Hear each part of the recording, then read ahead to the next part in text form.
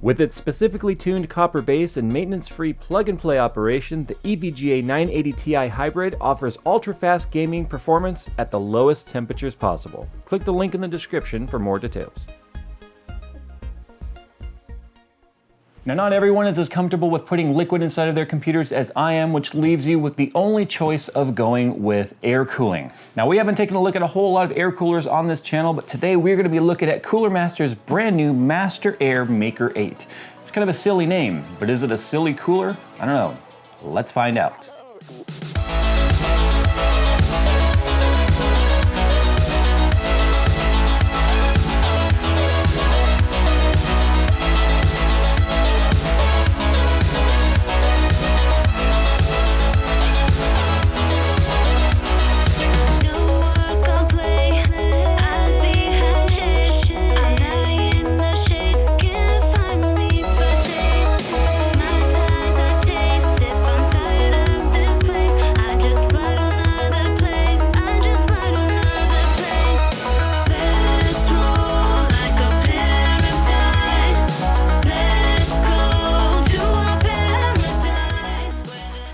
Now, I don't typically do unboxings, but I'm gonna do that today and include that in today's review because I feel that any company that takes the amount of time and effort to make the presentation good is definitely a company that cares about the product that's inside. So I wanted to go ahead and show that to you guys today. Now, one of the things that makes the MasterAir Maker 8 so unique is the fact that it is a customizable air cooler. You don't see a whole lot of that when it comes to air cooling, and considering it's very difficult to find a one cooler fits all type of scenario, they've made a lot of adjustable aspects to this that I think is very neat, and I can't wait to show you guys that. So anyway, once you open up the package here, you can see that it does have a very well thought out presentation here. Here's the cooler, labeled right here, manual and accessories, the 120 or 12 centimeter or 120 millimeter fan brackets so that you can switch out the included 140 millimeter fans on here if you wanted to with something of your choice, and then the top plate. So we'll talk about that in a second. Now, the cooler measures 172 millimeters tall, so automatically it's going to not exactly be form factor friendly when it comes to maybe ITX builds or super small form factor cases, so definitely keep that in mind. 172 millimeters is pretty tall. It comes installed with a push and pull configuration on both sides of the heatsink. This is 140 millimeter fans with LEDs in there as well so that it will glow and look pretty. But also it's got 8 copper heat pipes in here, as well as a 3D vapor chamber. So you're getting kind of dual purpose here. We've got vapor chamber and heat pipes, giving you the best dissipation that you possibly can, which is kind of taking it as sort of a hybrid cooler in a way, where the vapor chamber, as the heatsink heats up, the vapor is going to turn into a gas. It's going to carry heat to the top of the pipe.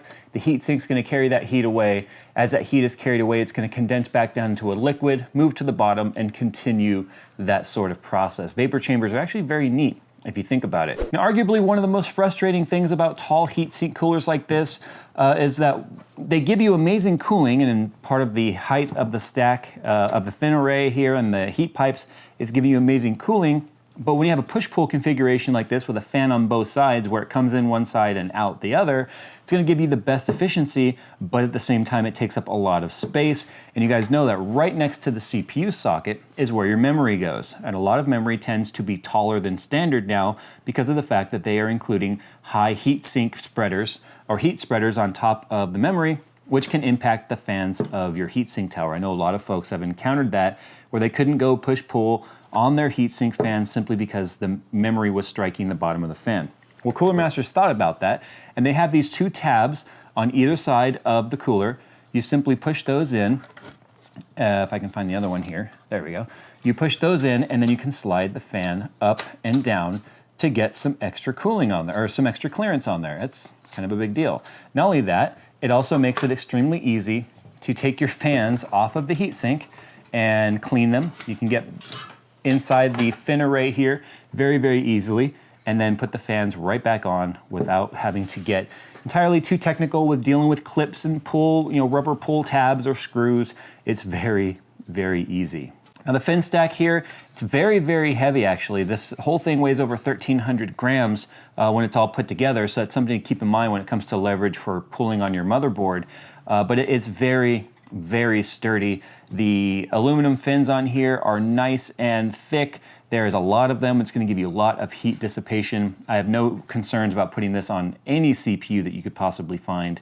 So it's going to give you really good cooling. We're going to test that today on my 5930K. Okay, so here's what the top of the cooler looks like. It is a, well, as you can see, it is a piano finish, which you guys know I am just like, I hate piano finish. So if you're the kind of guy like me that looks at that and goes, oh man, that just sucks, because over time you're gonna wipe this, you're gonna clean it, it's gonna get fingerprints. In fact, I'm putting fingerprints all over it right now. It's gonna get scratched if you wipe it too many times, and that's just unfortunate. Well, Cooler Master includes this little box right here, and when we opened up, you saw it said top plate. And in here is a replacement top plate, which is apparently smarter than me. I can't get it open. So there's only one in there. It's kind of a big box for this big top plate. But guess what this guy is? This one is not piano finish. It is ABS textured. Way to go on that. That makes me, in fact, is that metal? Well, I only looked at this through the plastic. The first time I opened this box to kind of get acquainted with this, I thought it was plastic. It's not. This is aluminum. So there's several things that you can do with this. In fact, it is a bead blasted, kind of a dusted, anodized black aluminum here. Now that means you could paint this and you could get that paint stripped off if you decide you don't like it, start all over with using something like an aircraft remover. It's not going to strip the anodizing, but it will strip the paint off, and you can repaint this thing over and over. That is freaking amazing. So let's go ahead and get this thing installed on here. In fact, before we do that, why don't we go ahead and show you the hardware, but we will install this thing to show you. Look at the arrangement of the hardware here. Have you ever seen hardware that's actually been, presented this nicely with this little plastic pouch here with all of the screws?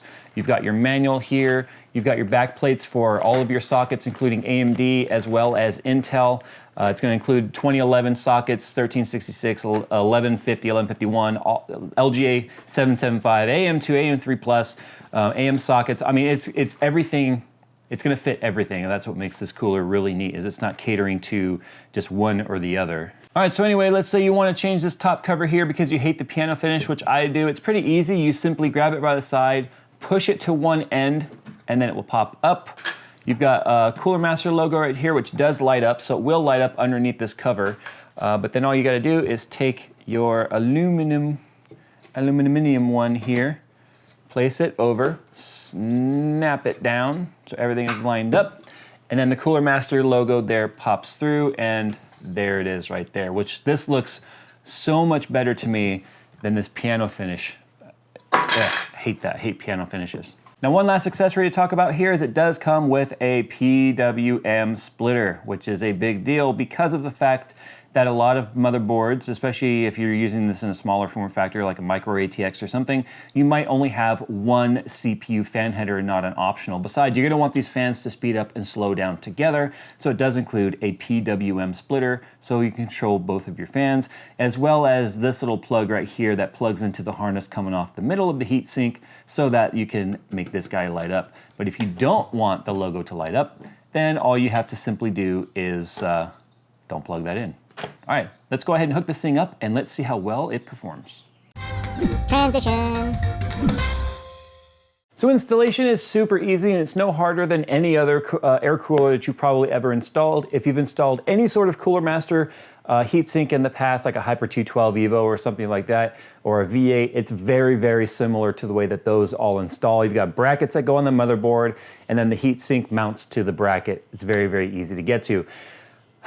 It's very easy to install too, as long as you don't make stupid mistakes like I did. Now, I'd like to share my mistakes with you guys because it helps everybody learn.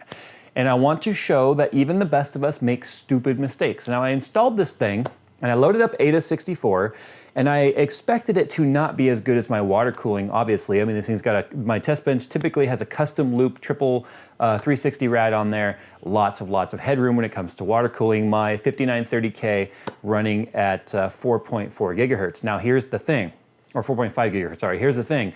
I installed it and it immediately went up into the 90 degrees Celsius range and thermal throttled up to like 18 to 20% on thermal throttling.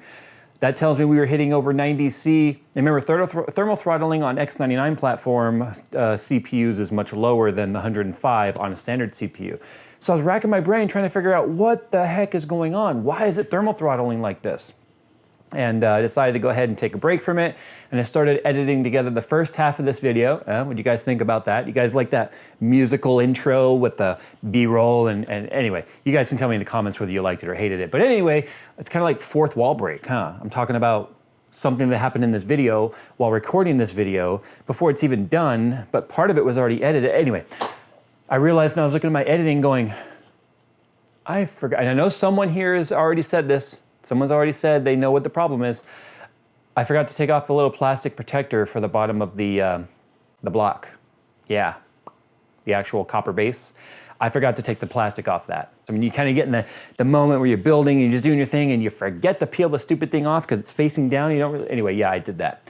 So anyway, I ran back down here, took the thing apart. Yep, there it was. Cleaned off all the old thermal paste, put it back together, and we are running AIDA64 right now with a temperature of 71°C at 100% load. Averages on the cores are 60, 57, 65, 60, 62, and 59 with an average package temp of 72.8. And right now temps just came back down to 67, 66. And the thing you have to understand with AIDA64 is it does FPU testing, it does memory stress testing, it does all the algorithms. It pushes the CPU as hard as it possibly can. It's gonna be pushed harder than any real world scenario would ever do. Adobe rendering, none of that is going to push the CPU in terms of stress testing and temperature testing as something like AIDA64. So it's going to be a hell of a lot lower than that when it comes to temperatures. Now to put that into perspective, my custom water cooling loop tends to sit anywhere between 59 and 63, depending on the amount of load on it in AIDA64. So we're only about 10°C higher than that with air cooling, and a hell of a lot cheaper than it was to buy a custom water cooling loop. Now, of course, nothing is perfect. There is a drawback to this, and I have to mention this. It is absolutely nearly impossible to get your graphics card out once it's installed, if depending on the distance between your CPU and your top card. When you have a graphics card in the top, the cooler is right next to that and practically touching it, which means it's impossible to get the graphics card out when the cooler and the fans are installed. It's easiest to just take the fans off and then take the memory out and try and get your finger in there. Keep it clean, guys. This is a family tech show. Keep it clean. I mean it. But you gotta really like finagle your appendage down in there and to unlatch the PCI Express retention clip on the graphics card. It was a real pain in the butt getting that out. And I knew that it was gonna be when I installed it, and getting it out was harder than I actually thought it was gonna be. So unfortunately, if you're running like an X99 board or something that has a lot of PCIe slots and it puts the top slot really close to the CPU, that's something you're gonna have to keep in mind. And that's really the only drawback I could think to this. Yeah, I really couldn't think of any other drawbacks. It really is a fantastic cooler. It does a great job at cooling. It looks great. It is by far one of the sharpest looking air coolers I think I've ever seen. And some of them do a really good job at cooling but look terrible. And then some of them look really good but cool terrible. This is one of the few that give you both. And you've got some adjustability in there for RAM clearance, as well as beautiful LEDs and an option on the top that you can install and paint or do something custom with.